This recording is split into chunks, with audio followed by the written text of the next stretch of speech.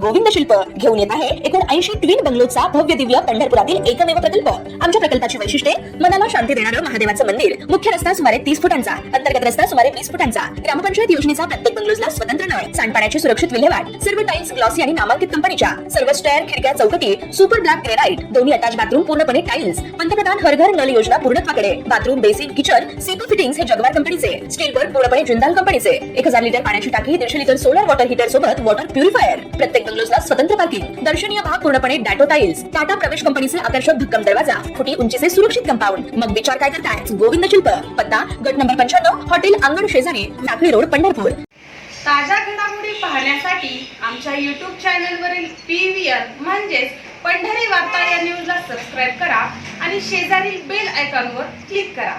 पंढरपूर मंगळवेढा विधानसभा मतदारसंघात मोठी राजकीय घडामोड होत असून काँग्रेसचे नेते भगीरथ भालके व राष्ट्रवादी काँग्रेस शरदचंद्र पवार पक्षाचे नेते अनिल सावंत हे 12 एप्रिल रोजी उपमुख्यमंत्री एकनाथ शिंदे यांच्या उपस्थितीत शिवसेना शिंदे गटात प्रवेश करणार आहेत। मात्र यात पक्ष प्रवेशाबाबत आपल्या समर्थकांच्या भावना काय आहेत आणि या पक्ष प्रवेशामागील आपली भूमिका काय आहे हे मांडण्यासाठी व समर्थकांच्या भावना जाणून घेण्यासाठी मंगळवारी पंढरपूर शहर व तालुक्यातील भालके सावंत समर्थकांच्या बैठकीचे आयोजन करण्यात आलं होतं। या बैठकीत या पक्ष प्रवेशाबाबत अनेकांनी आपली भूमिका मांडली। आज या विचार विनिमय बैठकीसाठी उपस्थित असलेले शिवसेनेचे ज्येष्ठ नेते साईनाथ भाऊ अभंगराव, तसेच भगीरथदादा भालके, पंढरपूर शहरातील आणि ग्रामीण भागातील सर्व ज्येष्ठ आणि तरुण सहकारी मित्रांनो, खूप कमी कालावधीमध्ये आपल्याला निरोप दिल्यानंतर आज आपण एवढ्या मोठ्या संख्येने उपस्थित झालात, त्याबद्दल मी आपलं सर्वांचं खूप खूप स्वागत करतो।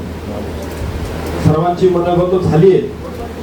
काल आम्ही दोघांनी मंगळवेढा तालुक्यातील आणि शहरातील अशीच एक बैठक बोलवली होती। त्याही बैठकीतील सर्व लोकांचं मनोगत आम्ही आज काल ऐकून घेतलं। आज पंढरपुराचं मनोगत सगळ्यांनी व्यक्त केलंय। मित्रांनो, खरी गोष्ट आहे, आपल्या विचारांना सहकार्य करणारे जी लोक असतील, विचारांचे बरोबर चालणारे लोक असतील, काही खेड्यातल्या ग्रामपंचायती असतील, शहरातील लोक असतील, त्या वार्डातील लोक असतील, त्या लोकांचा होणारा त्रास आम्ही प्रत्येक जण कानावरती येतोय, ऐकतोय, बघतोय। त्या प्रत्येक माणसाला पोलीस स्टेशन असू द्या, तहसील असू द्या, लाईट बोर्डाची कामं असू द्या, प्रत्येक माणसाला त्या पद्धतीचा त्रास दिला जातो। आपल्या विरोधात लढलेली सत्ताधारी माणसं आहेत, आपली माणसं स्वाभिमानी आहेत, त्यांचा स्वाभिमान टिकला पाहिजे। तरी पण कामं तर झालीच पाहिजे आणि कामं करण्यासाठी नाविलाज असतो। काही लोक तिकडे गेलेले आहेत, पण त्यांचा नाविलाज आहे। ते जरी मनाने त्यांच्या शरीराने तिकडे असतील तर मनाने आपल्या बरोबर आहेत, हे आम्हाला सगळ्यांना माहिती आहे। पंढरपूर शहरामध्ये काम करत असताना आम्ही दोघा ठिकाणी, दिलीप भाऊ असतील, भगीरथदादा असतील, मी असेल, आम्ही सर्व लोकांनी विचार करून काही निर्णय घेतला आणि नगरपालिका होण्याच्या आधीच आम्ही एकत्र आलो। त्याचा रिझल्ट या पंढरपूर शहरातील लोकांनी चांगल्या पद्धतीने आपल्याला दिला।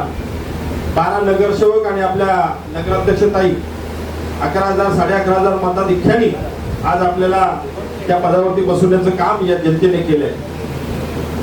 विधानसभेला काही गोष्टी राजकीय असल्यामुळं त्यावेळेस घडल्या, त्याचं फळ आपण आज सगळेजण भोगतोय।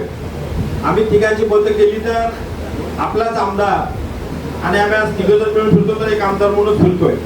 भविष्यामध्ये चांगल्या पद्धतीचं यश आम्हा सगळ्यांना येणार आहे। आपला आशीर्वाद मागण्यासाठी आणि भगीरथदादांचा जो विश्वास तुम्ही दाखवताय, तो विश्वास सार्थ करण्यासाठी आम्ही सर्वजण साथ देणार आहोत। या राज्याचे माजी आरोग्यमंत्री आणि माझे चुलते, आमचे कुटुंब प्रमुख आम्हा दोघांच्या पाठीशी ठामपणे उभे आहेत। त्यांनी सगळ्या पद्धतीची मदत करण्याचं आश्वासन आम्हाला दिलेलं आहे। त्याच पद्धतीचा येणाऱ्या काळामध्ये सुद्धा भविष्यामध्ये चांगल्या पद्धतीचं योगदान आपल्याकडे मिळावं आणि आपल्या सर्वांचं मनोगत ऐकून आम्ही बसून, साईनाथ भाऊंनी आता स्पष्ट सांगितलंय त्या पद्धतीचं एक नियोजन केलं जाईल आणि सगळ्यांना कळवलं जाईल। तुम्ही एवढ्या मोठ्या संख्येने उपस्थित राहिला त्याबद्दल मी सर्वांचा आभार व्यक्त करतो आणि थांबतो. जय हिंद, जय महाराष्ट्र.